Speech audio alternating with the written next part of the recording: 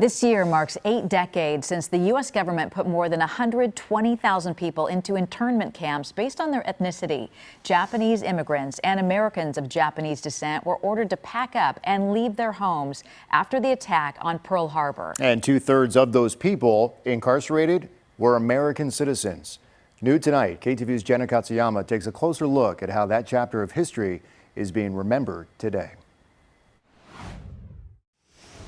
This family photo was taken by a stranger, showing a mother with her 2 children waiting. The boy, an American kid from Hayward, is Satoshi Hibi, now 91 years old. We're waiting for the bus to take us to Tanforan. Tanforan was a racing track.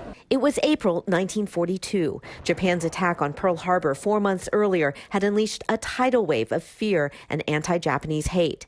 Hibi and others, too young to understand war, were old enough to feel the pain of prejudice. I remember losing all my friends.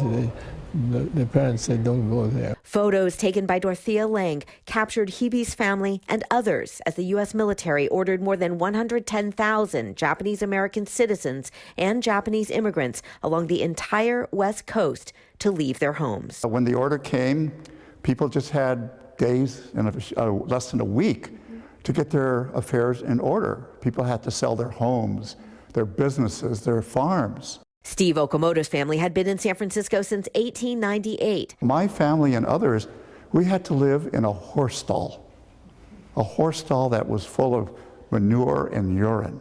Tanforan in San Bruno was one of dozens of makeshift assembly centers on the West Coast. From there, people were transported to one of the 10 concentration camps or other detention centers across the nation, forced to live for years in drafty barracks behind barbed wire on desolate land. Families sometimes separated, livelihoods and lives lost. President Franklin Delano Roosevelt signed Executive Order 9066 on February 19, 1942. The order authorized the military to create military exclusion zones and force civilians out. Executive Order 9066 never mentioned Japanese immigrants or citizens. It was at San Francisco's Presidio that Lieutenant General John DeWitt decided to declare the entire West Coast a military exclusion zone, specifically targeting all persons of Japanese ancestry. This is General DeWitt's office. National Park Service Ranger James Osborne says DeWitt's historic office is still preserved on the 2nd floor of a Presidio building that's now a private school. It was in this office, March of 1942, that he signed all those assembly orders. DeWitt signed 108 exclusion orders. About 80,000 of those incarcerated were American citizens, many of them children. So really this is where it became racist. You know, and there were none on the East Coast saying people of German ancestry all have to report. Osborne says, ironically, DeWitt knew that less than a mile from his office, housed in building number 640, was a secret project. The military intelligence school where 58 Japanese Americans were training to become wartime interpreters, loyal soldiers, even as the law punished their parents. And this was top secret. They could not tell their families.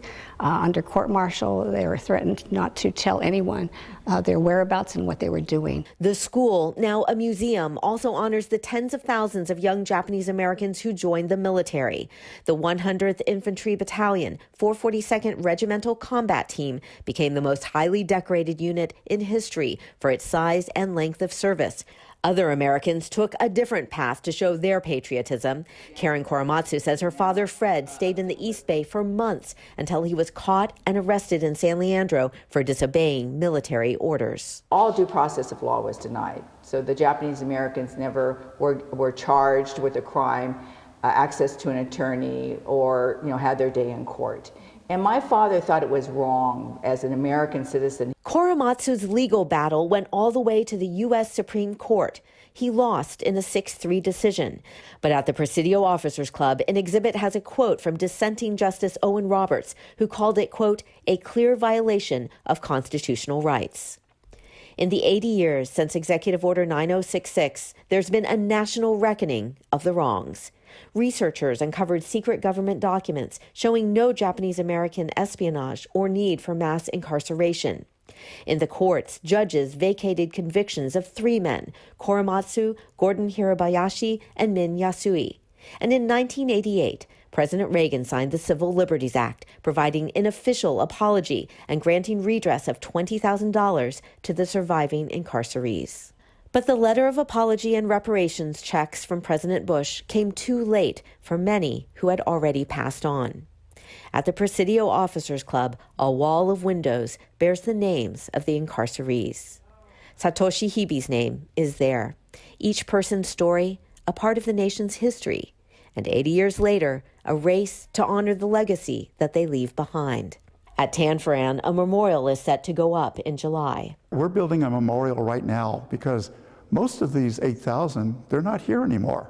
For some survivors, it's the hope that history will not be repeated. During wartime and the treatment of innocent people, people are not treated as individuals, but they're treated as members of groups.